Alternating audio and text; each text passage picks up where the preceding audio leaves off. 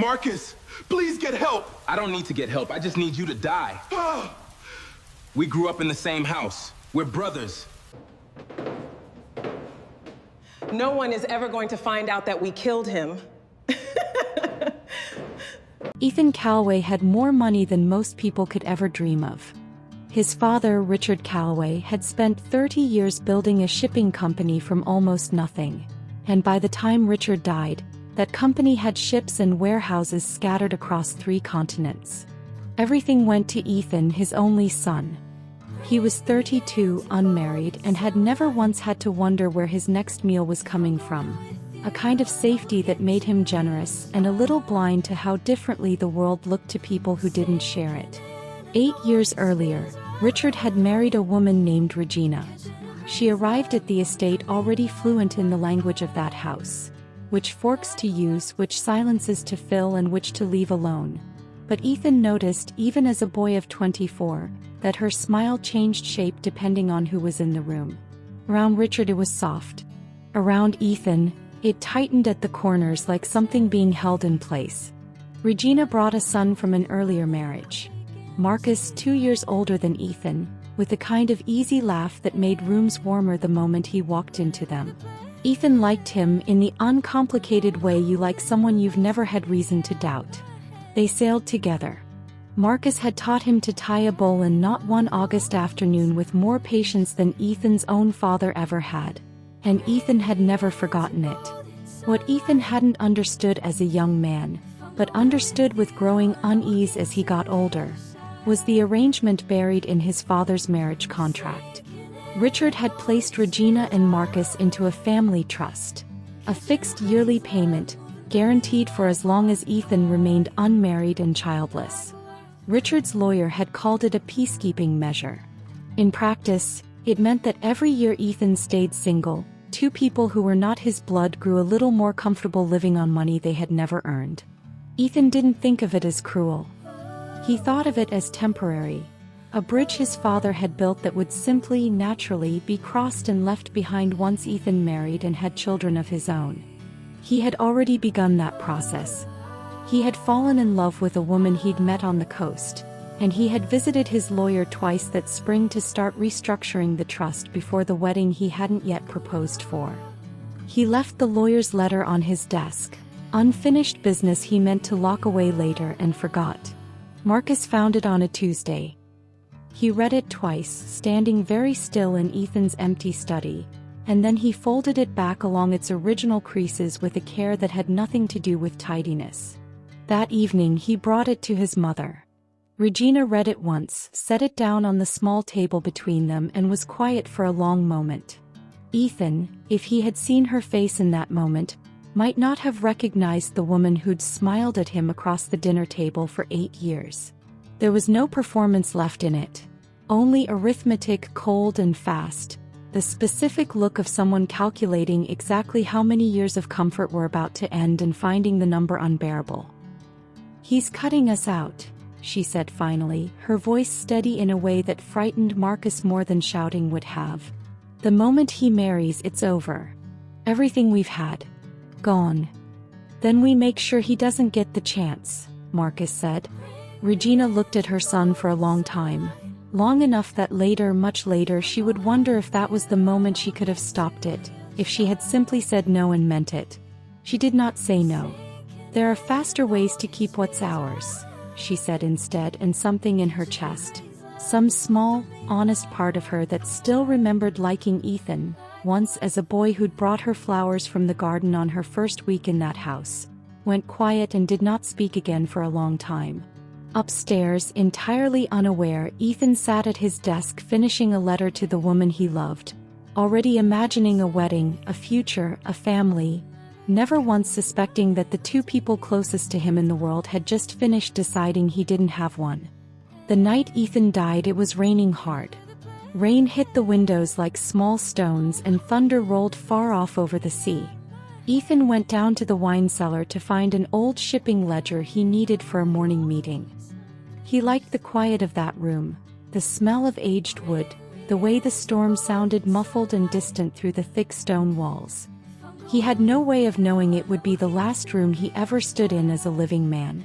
Marcus followed him down the stairs, holding 2 glasses and a bottle of Ethan's favorite scotch. "Long day," Marcus said, handing him a glass. His voice sounded warm, almost kind. "Thought you could use this." Ethan smiled and took it. His fingers were cold from the cellar air. He didn't notice that Marcus's hand passing him the glass didn't quite hold steady. He drank. Tasted the way it always did, smoky, sharp at the back of the throat. He set the glass down on an old wine crate and went back to searching the shelf, talking without really thinking, the way people do around family they've stopped being careful with. "Remember when Dad used to hide birthday presents down here?" Ethan said, laughing a little. "You found yours 3 years running. I never found mine once." Marcus didn't answer. Ethan turned and found him standing very still, watching, his face unreadable in the low light. That was the first moment Ethan felt something was wrong. Not in his body yet, but in the room itself. A silence that hadn't been there a minute ago. Then his fingers went numb. Just the tips at first, a strange tingling he tried to shake off. He reached for the shelf to steady himself and missed it by an inch that shouldn't have been possible, his shoulder catching the wood instead. "Marcus." His voice already sounded far away to his own ears. "Something's I don't feel right." "I know," Marcus said. "Just that. No panic in it at all." Ethan's legs folded under him before he understood he was falling. He didn't feel the floor so much as arrive at it, the cold stone pressing against his cheek, a bottle rolling somewhere nearby, glass ticking softly against glass. He tried to push himself up and his arms would not answer him. Not pain, absence, like his body had quietly stopped taking instructions from him. Marcus crouched down so they were at eye level. Up close there was no anger in his face. No hatred. Just tired patience, the look of a man finishing a chore he'd been putting off. "Marcus, please." Ethan's words slurred badly now. He was crying, he realized distantly, though he couldn't feel the tears, only see the blur they made of the room. "Please, we grew up together. 8 years. You taught me to sail. I was there when your mom married my dad. I stood next to you. I know," Marcus said again, and for one flickering second something moved behind his eyes. Not quite regret, but its shadow there and gone like a bird crossing a window. He looked away first. "Get help," Ethan whispered. "Barely sound anymore. Please." "I don't want." He didn't finish. He didn't know anymore what he wanted, only that some enormous door was closing nearby and he was being pushed gently toward it. Marcus stood and straightened his jacket, an oddly small, ordinary gesture, the kind of thing a man does before walking into a meeting. "We were never really brothers," he said, not unkindly, almost like he was correcting a mistake Ethan had made years ago and never noticed. "I'm just the one who gets everything the moment you stop breathing." He left the glass on the crate beside Ethan's hand, carefully, deliberately, as if it mattered where it sat. Upstairs, Regina stood at the top of the cellar stairs, one hand on the cold railing. She heard Marcus's footsteps returning before she heard anything from below. She did not go down. She stood there a long while after the house went quiet again, staring at nothing, and if there was any grief in her, she folded it away in a place she would spend years pretending didn't exist. In the cellar, Ethan's eyes stayed open a little longer than his heart kept beating. The last thing he saw was a crooked line of candlelight along the ceiling. The last thing he thought, small and absurd and entirely human, was that he had never finished writing that letter. Then there was nothing. Then there was something else. The story told to police the next day was simple. A tragic fall alone late at night. No one questioned it. Ethan was well liked. Grieving family members are rarely doubted, especially when the tears look real. But death is not always the end of a person's story. That same night, something inside Ethan did not leave. He rose, confused and weightless, looking down at his own body on the cellar floor. He tried to scream. No sound came. He reached for the wall and his hand passed through the stone. He was dead. And somehow, impossibly, he was still there, bound to the house where he'd grown up, the house where his own family had just killed him, unable to leave, unable to make anyone hear him, unable to do anything at all but wait. 3 years passed. To Ethan they felt closer to 100. He had learned, in that time, the particular cruelty of a house that keeps changing without you. He watched seasons turn through windows he could touch but not open. He watched Regina and Marcus receive the trust's final enormous payout. Watched them stand for photographs at his own memorial with faces arranged into careful sorrow. He learned to measure time by small, meaningless things. The number of times dust resettled on the cellar shelf, the number of storms that rolled in off the sea because there was nothing else left to measure it by. The house itself passed hands twice. First to an investment firm that never moved anyone in, holding it only as a line on a balance sheet, and eventually to auction, where it was bought for far less than it was worth by a young architect named Nadia Voss. Nadia was 29.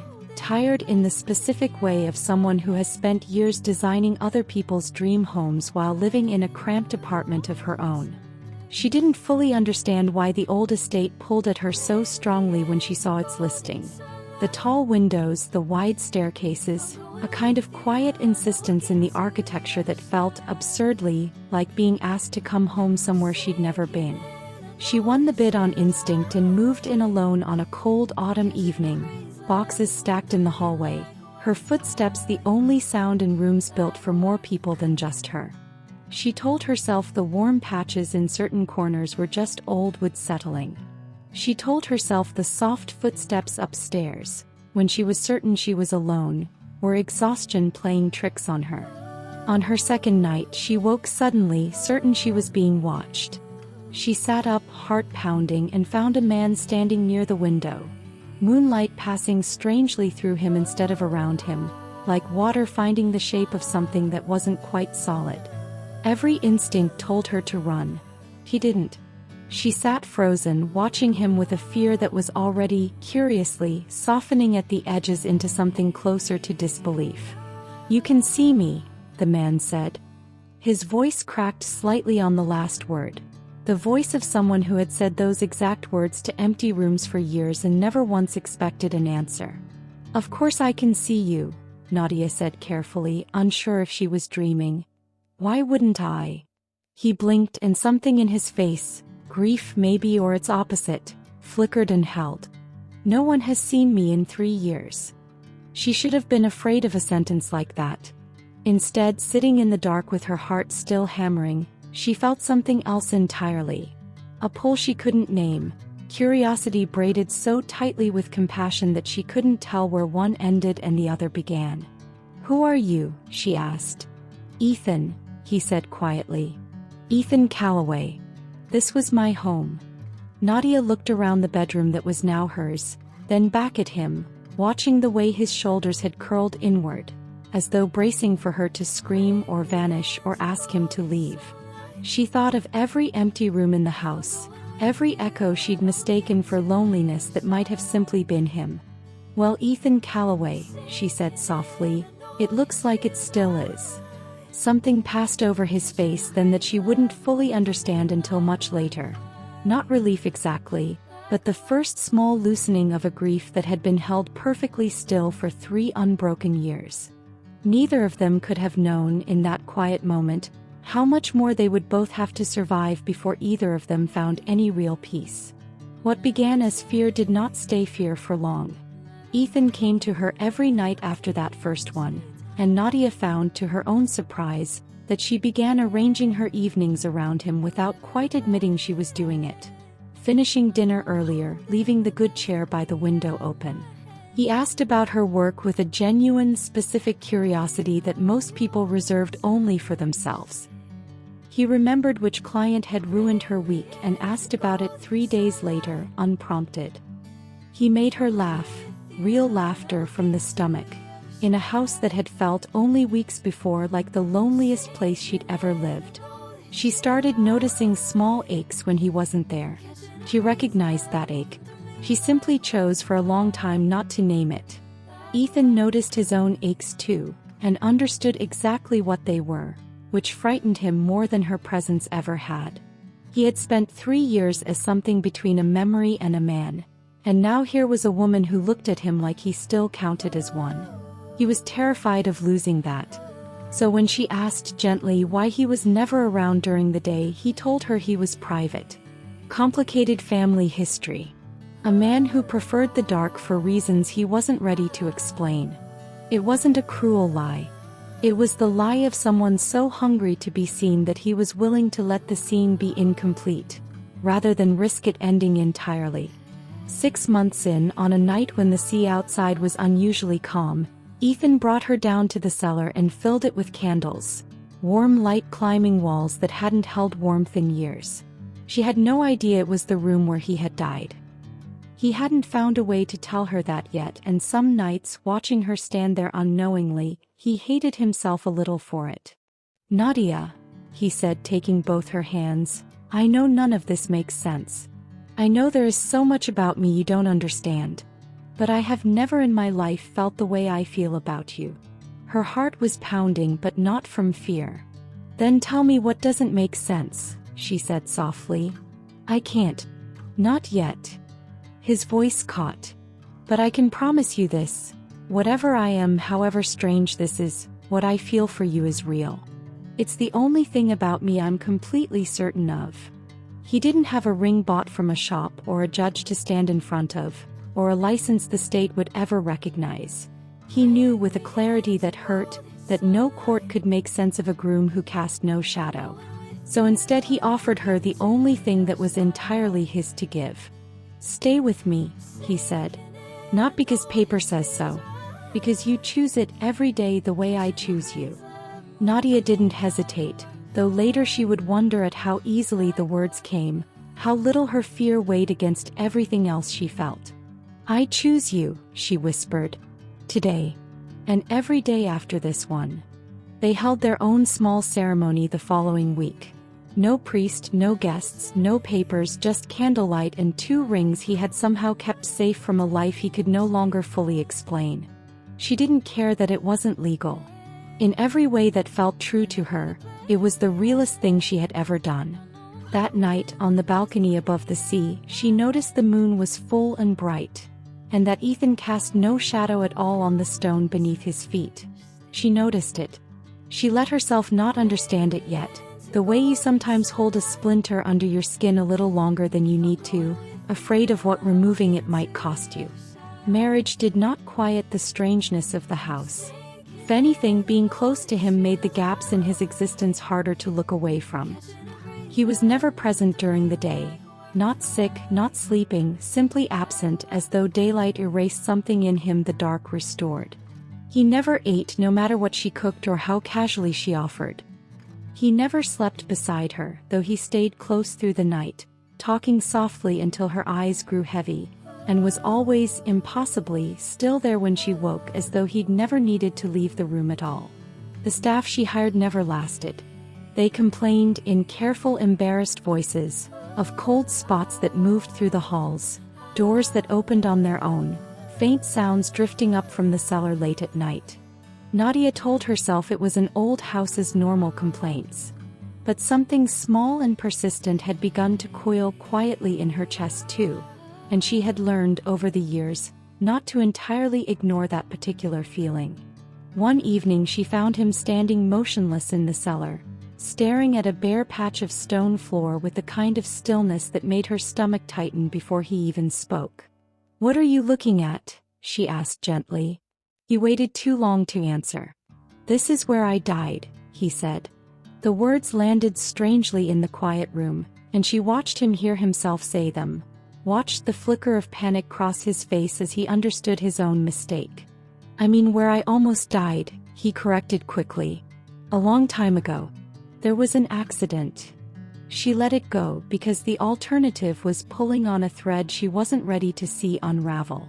But that night, unable to sleep, she wandered the dark house and stopped in front of an old photograph she'd walked past 100 times without truly looking at it. Ethan, younger somehow and yet not, standing proudly in front of one of the family's ships. She turned it over. A date was written on the back in careful ink, only a few years old.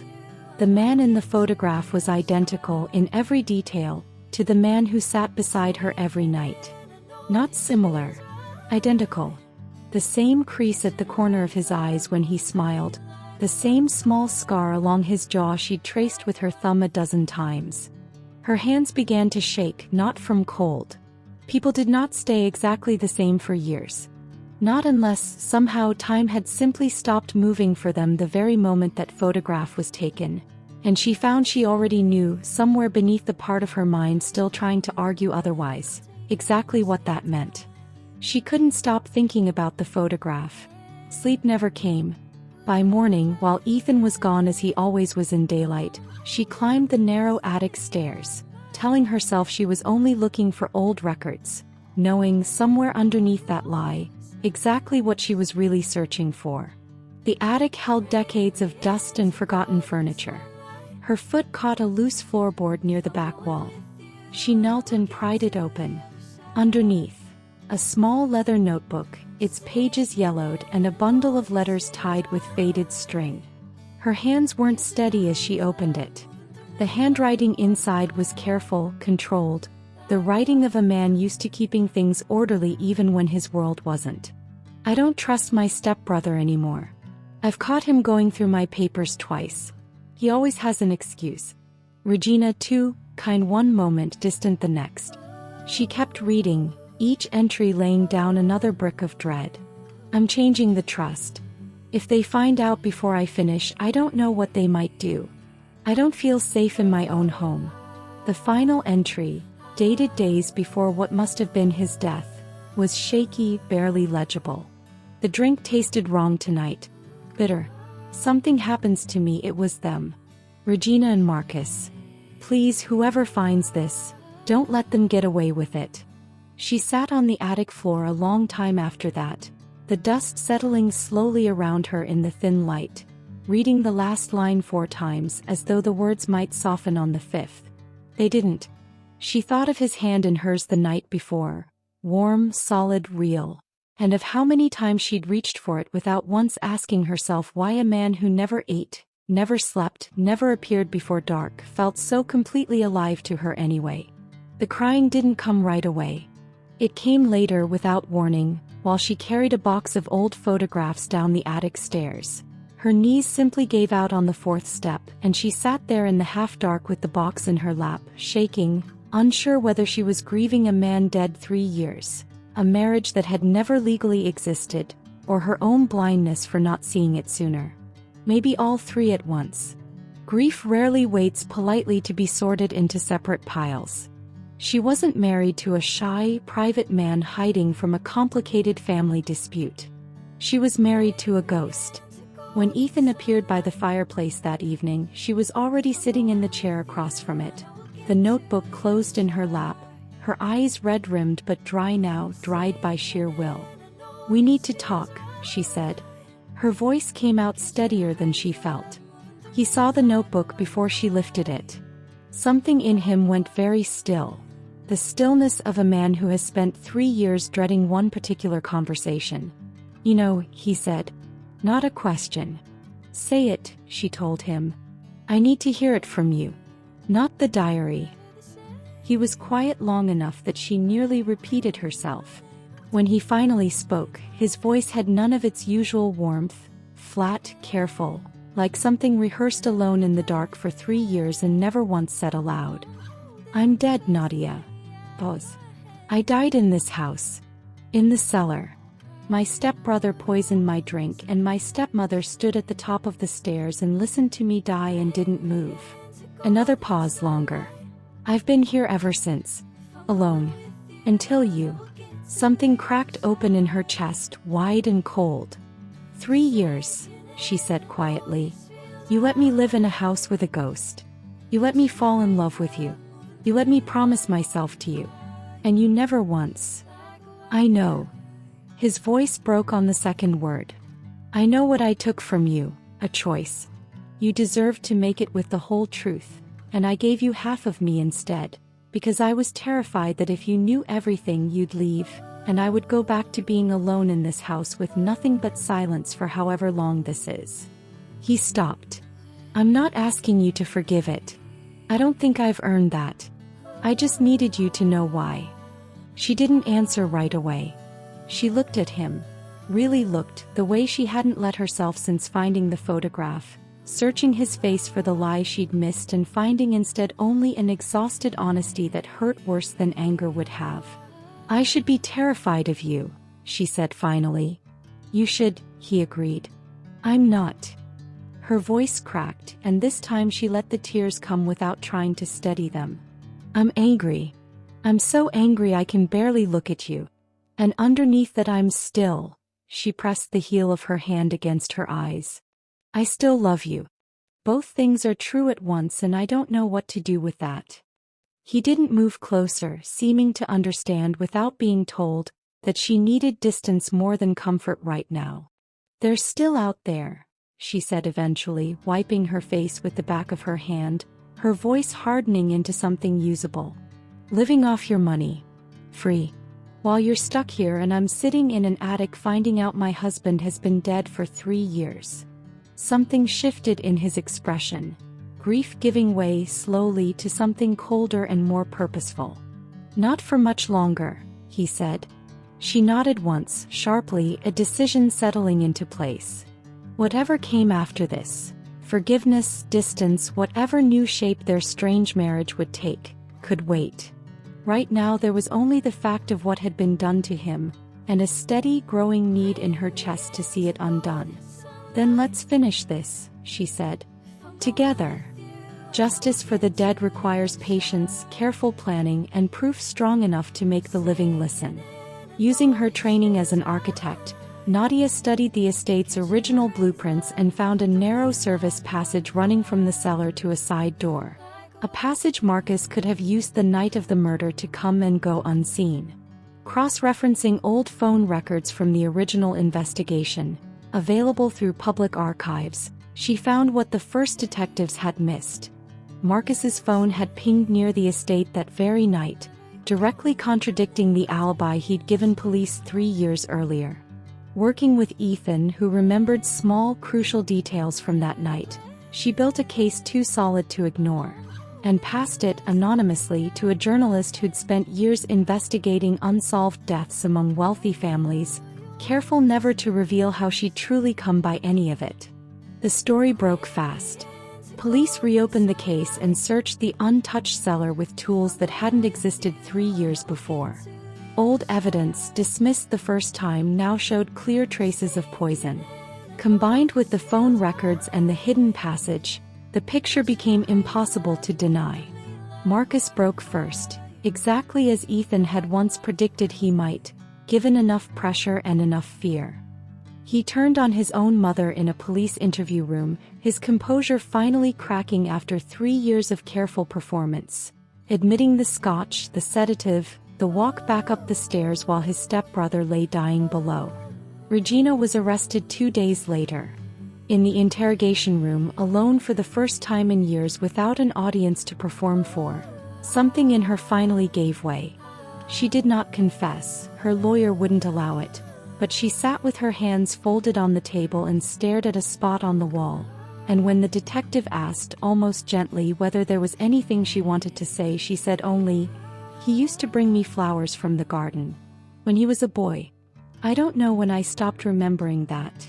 It was the only true thing she said in the entire interview, and no one in the room understood why she said it, only that she looked for the first time any of them had seen entirely without armor. Both were convicted. Both were sentenced to decades in prison, finally made to answer for a crime the world had nearly let itself forget.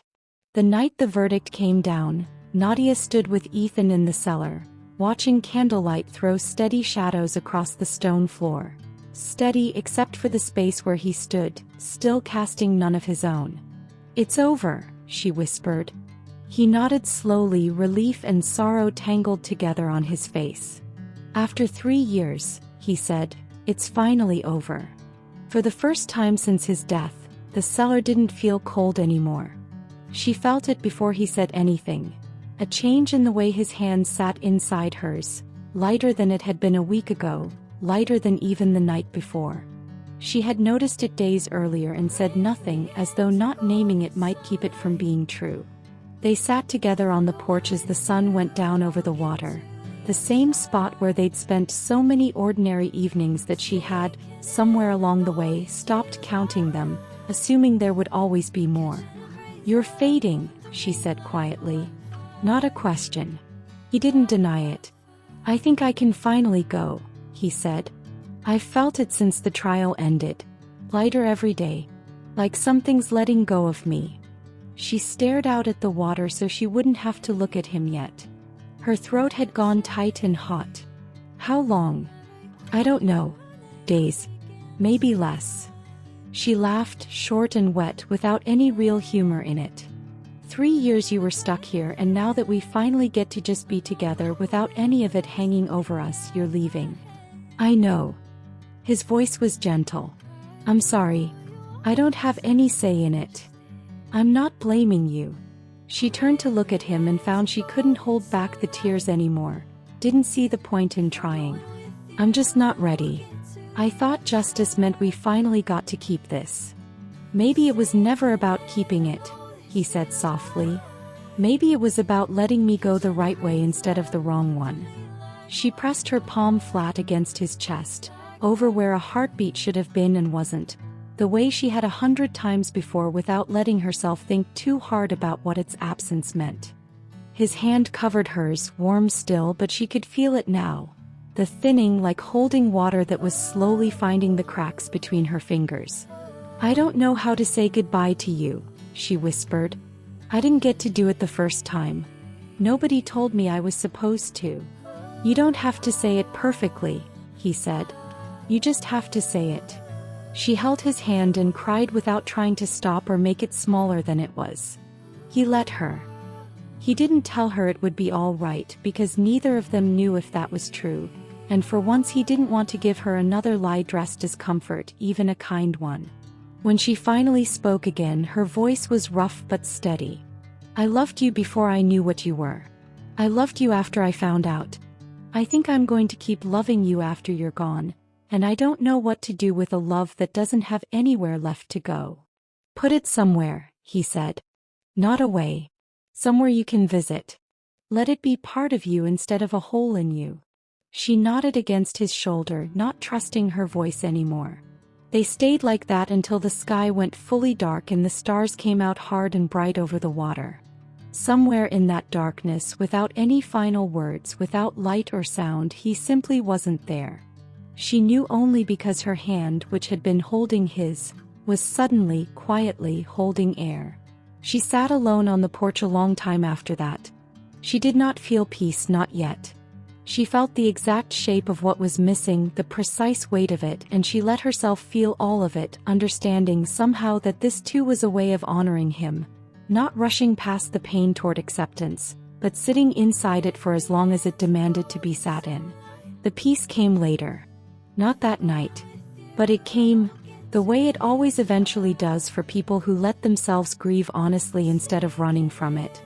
And on quiet evenings for years afterward, when the wind moved just right through the old windows, she would swear, just for a moment, that she could still feel him there beside her. If this story moved you, share it with someone like this video. Subscribe to our channel. And drop in the comments where you are watching from.